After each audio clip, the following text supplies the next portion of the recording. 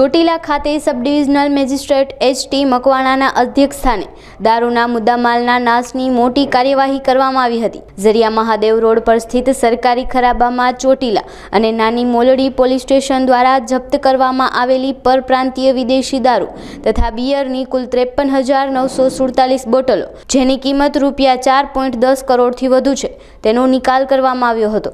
આ પ્રક્રિયા દરમિયાન નશાબંધી અને આબકારી વિભાગના અધિક્ષક, નાયબ પોલીસ અધિક્ષક તેમજ મામલતદાર સહિતના ઉચ્ચ અધિકારીઓ હાજર રહ્યા હતા। પોલીસ અને મહેસૂલ વિભાગના ચુસ્ત બંદોબસ્ત વચ્ચે રોડ રોલર ફેરવીને તમામ બોટલોનો સ્થળ પર જ નાશ કરવામાં આવ્યો હતો। રાજ્યની અંદર ગુજરાત નશાબંધી અધિનિયમ 1949 અંતર્ગત ચોટીલા પોલીસ સ્ટેશન અને નાની મોલડી પોલીસ સ્ટેશનની હદ વિસ્તારની અંદર ચોટીલા પોલીસ અને નાની મોલડી પોલીસ દ્વારા જુદા જુદા પરપ્રાંતીય વિદેશી દારૂને સમયાંતરે જપ્ત કરવામાં આવેલ હતો।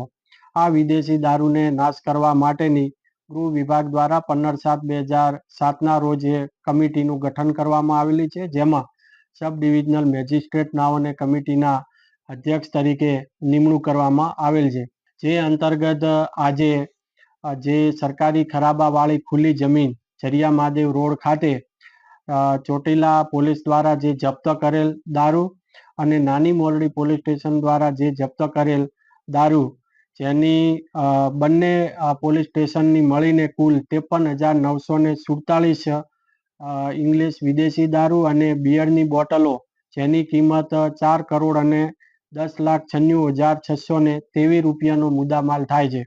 આ તમામે તમામ મુદ્દામાલને બંને પોલીસ સ્ટેશનો ખાતેથી ડમ્પરોની અંદર ભરી અને સુરક્ષા વ્યવસ્થા સાથે આ ઉક્ત સ્થળે લઈ જવામાં આવેલો હતો અને ત્યાં જે રોલર આવે છે, રોલર દ્વારા તમામે તમામ વિદેશી દારૂને આ કમિટીની નિગરાણી હેઠળ નાશ કરવામાં આવેલ હતો।